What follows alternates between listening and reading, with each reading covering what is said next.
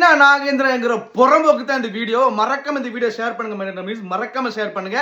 முடிஞ்சா அந்த புறம்போக்கு இந்த கமெண்ட்ல வந்துட்டு மென்ஷன் பண்ணுங்க. அந்த புறம்போக்கு, அந்த நைனா நாகேந்திரங்கிற பரதேசியான புறம்போக்கு இந்த வீடியோ சென்ட் பண்ணுங்க.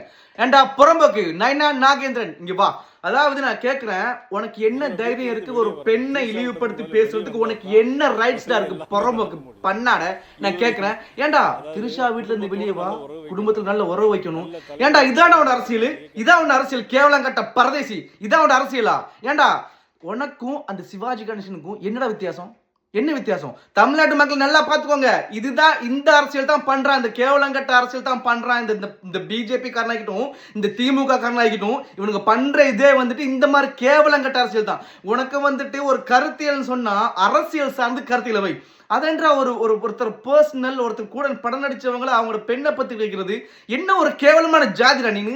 உன் மனசுல இருக்கிறது என்னமோ, அதாவது உன் மனசுல என்ன தோணுதோ, நீ என்ன கேவலத்தை பண்ணிட்டு இருக்கியோ அதுதான் வெளியே வார்த்தையா வரும். அதுதான் வெளியே வார்த்தையா வரும். ஆனா மக்களை நான் உங்கள்கிட்ட கேட்கிறேன், இதெல்லாம் நீங்களா பார்த்துட்டு எப்படி இருக்கிறீங்க? எதுக்கலாம எவ்வளவு போய் பொதுநல வழக்கு அப்படி இப்படின்னு போடுறானுங்க. இதுக்கெல்லாம் யாரும் போட மாட்டீங்களா? நீங்களா கேட்கவே மாட்டீங்களா? இவனுங்களா? டேய் நான் உன்கிட்ட கேட்கறா ஒண்ணு, அதாவது இவ்வளவு நாள் வந்து மக்கள் வந்துட்டு பல இடங்கள்ல போராடுறாங்க, பல போராட்டம் போயிட்டு இருக்கு. இது வரைக்கும் எப்பயாச்சும் போய் நீ கேட்டியாடா பரதேசி பண்ணாட? அவங்க போய் கூட நின்றியாட நின்று மக்களுக்கான பிரச்சனையை மக்களோட இருந்து மக்களுக்கு உனக்கு சப்போர்ட் பண்ண உனக்கு முடியல, அதை கதைக்க முடியல. அது கீழே இருந்துக்கிட்டு ஒருத்தரை வந்துட்டு அவங்க பர்சனல் ரீதியா நீ வந்துட்டு தாக்குறேன்னு சொன்னா, ஏன் நான் கேட்கிறேன்.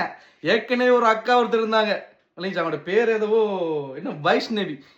அந்த அக்கா வந்துட்டு லைக் இப்படித்தான் பப்ளிசிட்டி பைத்தியத்துக்கு பண்ணிட்டு இருந்தாங்க. சாரி அப்படி சொல்றேன், அந்த அக்காவுக்கு சொல்லி விடுறேன்.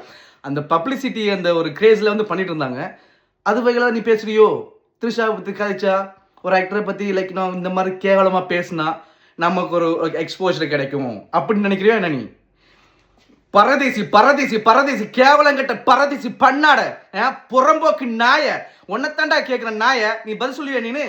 ஏண்டா அரசியல் சார்ந்து கேள்வி வச்சு அரசியல் சார்ந்து கேள்வி வைடா. ஏண்டா இவட கேவலத்தனமா பண்ற நீ? உங்களோட பிஜேபி, அதாவது இந்த பிஜேபி காரன் நடத்தின வந்துட்டு, அதாவது இவனுக்கு பண்ணுனா அப்போ இவன் பிஜேபி காரன் கேட்க முடியாது. ஒரு வீடியோ இருக்கு, எண்டிங்ல போடுறேன் பாருங்க நீங்களே. பரதேசி பண்ணாட. சென்னையில் தாய் மகளுக்கு பாலியல் தொல்லை கொடுத்த பாஜக வழக்கறிஞர் பிரிவு தலைவர் மீது 6 பிரிவுகளின் கீழ் வழக்கு பதிவு செய்யப்பட்டது. உத்தரப்பிரதேசத்தில் சிறுமி பாலியல் வன்கொடுமை வழக்கில் கைது செய்யப்பட்ட பாஜக எம்எல்ஏ குல்தீப் சிங் செங்காரை 7 நாள் காவலில் எடுத்து விசாரிக்க சிபிஐக்கு லக்னோ நீதிமன்றம் அனுமதி அளித்துள்ளது. கழிவறையை சுத்தம் செய்து கொண்டிருந்த பெண் துப்புரவு தொழிலாளியை பாலியல் வன்கொடுமை செய்ய முயன்ற பாஜக பிரமுகர் கைது செய்யப்பட்டுள்ளார். விழுப்புரம் மாவட்ட பாஜக தலைவர் கலிவரதன் மீது அதே கட்சியின் மகளிர் அணி பொதுச் செயலாளர் காயத்ரி பாலியல் வன்கொடுமை புகார் ஒன்றை அளித்துள்ளார்.